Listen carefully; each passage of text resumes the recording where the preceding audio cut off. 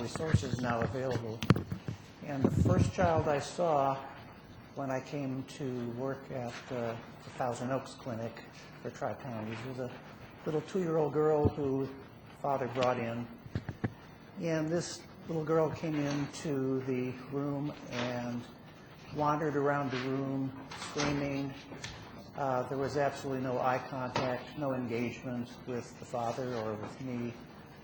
She was just totally gone. So it was fairly easy to make a diagnosis of autism, although not so easy to tell the father what the diagnosis was. That's not what we're seeing today.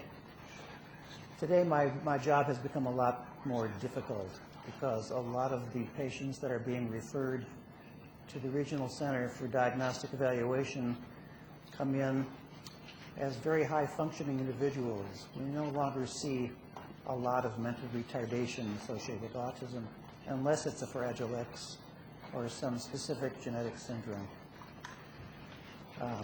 So we're seeing, as Dr. Goldie said, complex behaviors with children varying all over the place in terms of what their strengths are and where their deficits are.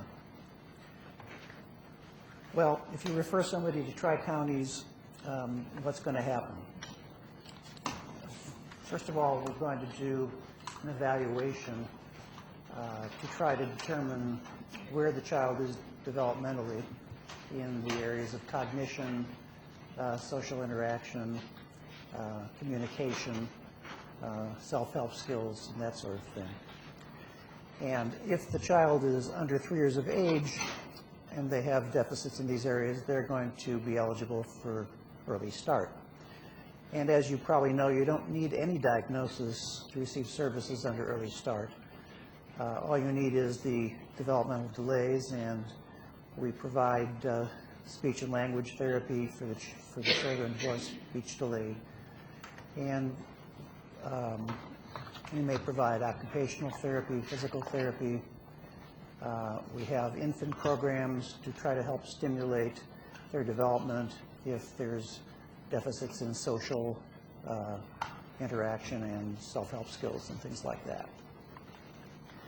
If the child's over 3, then we need a diagnosis, because when regional centers were set up by law, we were set up basically to handle only certain disabilities, one of which is autism.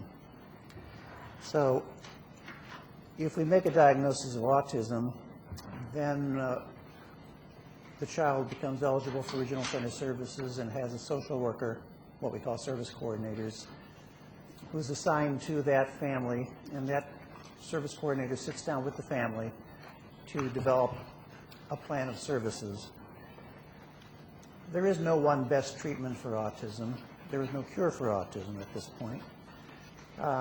Treatments must be individualized and tailored to each child's needs, and that's what the service coordinator tries to do.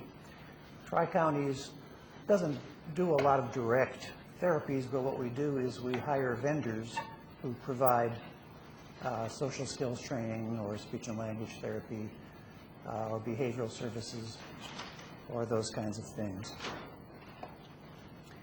So one of the most universally recommended and accepted therapies for these children, since language and communication is one of the core deficits of autism, so speech and language therapy is one of the #1 services that are provided. And of course, over age 3, this is provided by the schools. And so Regional Center doesn't provide that service, but the school district does. Some children have very severe delays in the acquisition of speech, and others acquire speech but have deficits in their ability in the pragmatic use of speech, in their ability to social communication, have social communication speech. So as Dr. Goldie alluded to, individuals with Asperger's may be quite verbal, but they will tell you far more than you want to know. They will talk about things that you're not particularly interested in talking about, and they don't really understand that you're not interested in what they have to say or in hearing about it to that depth. So speech and language therapy is probably one of the most useful behavioral therapies that are covered. Now, many children with autism have significant problem behaviors: prolonged tantrums, aggressive behaviors, self-injurious behaviors, noncompliance, sleep disorders, failure to become toilet trained. For these children, we offer behavioral consultation through vendors who have degrees in psychology and child development. And we send a behavioral consultant in, and that consultant looks at the family dynamics, tries to understand where the child's behaviors are coming from, and works to teach the parents how to deal with these behaviors. Because usually the normal parenting types of things will not be successful with children who have this degree of behavioral difficulties. So behavior modification is a very useful service that we provide. With some of the older children that are loners and have little interest in playing with other children or developing friendships, or who have some social interest and want to develop friendships but are not successful at understanding social cues and social interactions, we offer social skills training. We have vendors that put these children together in groups with other kids that have similar problems and try to teach them social skills. And again, parent training is important. There are things the parents can do at home to try to teach social skills as well. These are usually small group social skills sessions. Now, we have some children with rather severe autistic symptoms: lack of eye contact, lack of play skills, lack of engagement, that really require an intensive behavioral intervention program. And you've probably heard about things like floor time and teach and discrete trial training and pivotal response. We offer intensive behavioral intervention to young children who have that need. And our vendors tend to follow the discrete trial training model pretty much. We also offer the Kegel program, the pivotal response program from Lynn and Robert Kegel, who are psychologists up at UCSB. But unfortunately, they have a very long waiting list. Their program is very popular, and we haven't really been able to utilize the Kegel program for some time. So in the main, these are the therapies that we recommend and pay for. And as you know, children that come into Regional Center, that are eligible for Regional Center, it's a no-cost, pretty much a no-cost program to the family. There's no financial requirement for eligibility, and we provide services for as long as necessary. Originally, we were set up to provide lifelong services to people who we thought would be lifelong handicapped.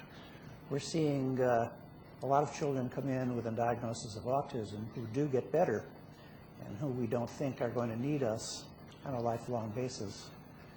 And it's very rewarding to see that. We've seen kids who've come in at age 3 looking very autistic, and by age 7 or 8, if they were coming in for an evaluation at 7 or 8, we wouldn't even make the diagnosis of autism. That doesn't help too often, but it does happen, but it's good to see that. Now, I just want to say a word about pharmacotherapy. There are no medications to treat autism as such, as you know, but there are medications that are used to target problem behaviors: the tantrum outbursts, the aggression, the depression, the anxiety, the self-injurious behaviors, the sleep disorders. There are a lot of medications that have been tried and found useful in some cases. Pharmacotherapy is given on a trial and error basis in terms of selecting what drug and what dose. And this is, you're dealing with complex behaviors and with potentially very potent medications. And we have a psychopharmacologist on our staff, Jim O'Hanlon, who's a PhD in psychopharmacology and who's on staff at UCSB.